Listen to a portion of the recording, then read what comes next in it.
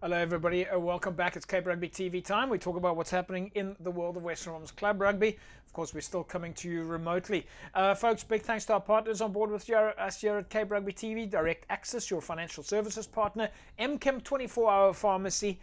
Score Energy Drinks. Well, as you know, Score is on board with Western Province Rugby and the Western Province Club Rugby Sevens. And you can win yourself a case of Score during the course of the show. So make sure that you keep your mobile phones handy so you can put yourself in line to win that competition. And of course, Thorburn Security Solutions. And don't forget, of course, during the course of the show, we'll also give you an opportunity to win yourself a set of masks, and we'll announce, courtesy of CTC Sports, we'll announce that a little bit later. Folks, we've got a nice full show for you this evening. We'll catch up with DHL Stormers head coach John Dobson, find out what's happening with the DHL Stormers. Of course, we know that they played their first game over the weekend against the Lions. That's very exciting, and they've got a string of matches coming up, of course, and then, of course, the Stormers go into the Currie Cup. So we'll find out more about that during the course of the show. We'll speak again to the DHL Under-21 coach, Jerome Parvater. The Under-21s are leaving for their fixtures in the SA Rugby Under-21 side. They leave this coming Saturday to play their first game on a Sunday. And then we'll catch up with Aslam Abrams from Vineyards to tell us what some of their outreach projects they took place with their youth structures. And we're going to catch up with Jason Alexander, Western Province Rugby Under-21 hooker. He's, of course, in that squad at the moment. So, folks, nice full show for you this evening. So make sure you don't go away. Keep your mobile phones handy. Lots of competitions coming up for you. Folks, on the line with me now, DHL Stormers head coach John Dobson. Dobbo, it's fantastic to see you. How are you, Mania? I think we are. I am. The team are. It felt a bit weird to start. It was like playing in the cathedral, but once the game and the whistle started, it was absolutely brilliant. So, actually, very grateful to everybody who made this happen, because I think a lot went into getting us back on the field. Just sorry it's not the whole rugby community, but it's a start. How did that feel, playing in an empty stadium? I mean, you can hearing echoes, and we had a lot of discussion, those of us watching the game, that the mental impact for the players also must be quite tough. It was very weird. Warm up was absolutely surreal. It was, you felt like you're getting ready for training. It was really, and also not having played for 7 months. I think once the game started, the players got into it, and us as coaches got into it. But even on the bench, you could see the guys were. It was bewildering. It was really, really strange. You could hear every grunt of a scrum, every flukwoord, everything. It was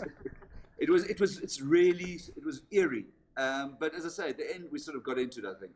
And what about all these side things? We had such a good conversation last week with Chippy that was talking about all the different dynamics around management now. That there's management of water bottles and management of strapping and management of what you can and can't do on the side of the field. What about all those complications? That must make things, well, I suppose it's the same for everybody, but it must make it quite interesting now. Yeah, the whole thing is surreal, like from us as coaches, when we can go into the change room, when we can speak to the players. We had to split across 2 change rooms, so you had to give 2 speeches across for backs and forward. You had to go and speak to the backs and give them a message, and then go to the forwards. Certain flow to a very, very large distance, coach's box. There's no food, like normally used to jelly babies and that for the players after the game, and the sandwiches. No shower. It felt very, very strange. Dobbo, let's talk about the rugby a little bit. Great start, 34-21 win over the Lions. You must be happy with that. Yeah, I thought we took all other 3 franchises took 30. We took 25 players because there were a couple wanted to go to 80. But I think we almost paid the price for that in the middle of the second half. When the Lions put 15 on and we started to run out of legs. But I think we showed some fight, to score last and to stay in that, because I think we were blowing. Having been in this heavy, wet Cape winter, going up there for our first proper game was tough, and you could see us disappear a little bit. But I think, the breakdown was poor. We failed to launch off lineouts, but I think some nice touches, really good scrum, and no serious injuries. And a win over a franchise that has bolstered itself over the lockdown, where we've lost a couple of players. Pretty happy. But you've got some new guys in the team now, and they look like they're having a lot of fun. Yeah, I mean, I think you're probably referring to Warwick, who was brilliant. Nama Kaba, who has been knocking on the doors a little bit. Injuries, I think. He was outstanding when he came off for CS. That was brilliant. Yeah, there was some promising signs. I thought Dan Dup, for a guy who's been beset by injuries, was outstanding at the centre. Angelo Davids on the wing is one to really watch. So that was encouraging for us. From a management perspective, also, Labib and Rito, you've got them in the team with you now. Both of these guys coming from the club rugby structures. It's fantastic to see this kind of unity of Western Province Rugby, where we've got this real link between club structures and youth structures sitting in your team now. Yeah, Jeepers, JP, I think you and I are on the same page. I know how passionately you feel about it, but yeah, Rita's coached Villages, coached Primrose, Labib's Collegians, SK Warmers, proper community clubs. And they're both doing excellent jobs. I think you could see, Labib has our skills. I don't think we've seen Stormers sort of offload and like that for a while. And Rita's done a really good job with the forwards. And and we've got a couple of club guys we've got in training with us now. It's tough on them because they haven't played no club rugby. And I think our under-21s are going up to the under-21 championship with 7 or 8 guys from the club system this week. And the more we can move closer rather than further, the better it is for rugby, because we've got just this amazing resource here, and it's a USP, it's a differentiator of this province of any other of the franchises, and it's irresponsible if we just act as a sort of professional team in isolation, because it's ethically wrong, and secondly, just there's such a resource here.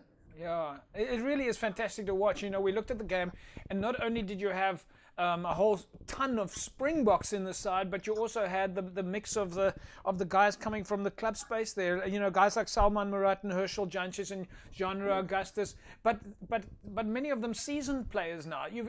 That is also a different combination. Is your experience, your Springbok guys combining with the new guys, combining with the club guys. I mean, are you kind of building on that as a culture thing? Yeah, I think we've got these great, as you allude to, we've got these great World Cup Springboks, and I think one of the challenges we saw on the weekend was when France and Stephen came off, that we probably weren't the same as scrums. But what we're trying to do is avoid, like when Bulls a few years ago fell off the cliff, or the Lions did, when those guys all left. We won't ever want our franchise to be in that position. So exactly those names you mentioned, throwing Trocky, there's a couple of young props like Leon Lyons and Sazi Sunday. These guys, David Miezon's going to be an outstanding 5-lock, so that we never want to go through that. Dobbo, just tell us a little bit about this, the green and gold thing this weekend. This is a kind of an interesting scenario, but you've got to obviously have some of your players in those squads. Yeah, I mean we've got 15 there, or 16 now. I think Quenzo Blaso, the loose heads, has been caught up into it as well. So 16 players is a lot. A couple of out of the injury. France and Sibilla got small injuries. But the issue for me is, it's great. Guys get more game time. Obviously, the issue I'm worrying about is an injury. These guys need. We would have played a friendly anyway. These guys need game time, and it's great for again the youngsters like a Quenzo and that like a Rickus Pretorius to be sort of appreciated at a national level. Makes them think we're heading in the right direction here and that they're getting recognised. And this format of going from Stormers rugby to Currie Cup rugby. Your thoughts on that? Yeah, look, I understand. Well, I mean, I don't mean the format. I'm talking about from the players' point of view, that you're going to play a number of Stormers games, and then you're going to start playing Currie Cup, and that you're going to have quite a long season now, including the fact that the guys will be playing over Christmas and New Year. Yeah, I think the guys are. I think that the crisis was so bad the chaps will take anything. I mean, I know there's a massive issue around Boxing Day. Yeah, guys in New Zealand missing Christmas. We play on Boxing Day, but it's at home. It's a Griquas at home. The poor Kimberley guys, they're probably quite happy to be Cape Town over Christmas. But Kimberley. Yeah. But if they weren't playing rugby, they're playing cricket. It is. I mean, I don't want to use a cliche. It is we're just grateful to play. So whatever the competition, whatever the format. I think there's three arguments. One of which is the rugby economics or ecosystem. We have to get on the field, and that's what it takes. I think the other argument is it's good for the country's morale that the people are out there playing. And also the third one, which is slightly selfish, is the players want to get back to earning what the wages they were earning before wage cuts. So I think the sacrifice is very small given what's gone on in the sort of bigger context. Yeah, I think people must, of course, remember that this is people's jobs. It is their income, and there's a lot of commitment and sacrifice there. And it's been hard for everybody, regardless if you're a celebrity or a professional sports person. You've got no income. You've got life is difficult. But Dobbo, we're going to leave it at that. We know that you're busy practicing with the under-21s at the moment. I'm sure you guys are going to give them a hard time. It's great to see your face on camera with us and joining with us. It's fantastic to see the smile on your face. and we're just so happy that you guys are back on the park. We're able to talk rugby, and yeah, I know you got to go, and we just want to say thanks for chatting with us, and we'll follow progress all the way, and we'll make sure that all the fans are still, following you guys. Yeah. Oh, thanks, JB. Thanks for having me on. I mean, we're lucky that we're back on the field. I really feel sorry for those clubs and those matrics of their last year of school who haven't been as lucky as us in playing. But hopefully next year's a completely different picture. But thanks for all the support. Cheers, man. There we go, folks. John Dobson, DHL Stormers head coach. Fantastic to speak to him. He's smiling. The players are back. This is what we're looking for. I think that all of us watching right now must be absolutely thrilled with the fact that the Stormers are back. From there, they're going to the Currie Cup. We've got Jerome and his team back. So it's really great. Folks, we'll take a break. When we come back from the break, we in fact are going to catch up with Jerome Parvata, DHL Stormers under 21 coach. And as we speak, they are busy going into that practice match with the Stormers. And we look forward to speaking to him. Stick around. Don't go away.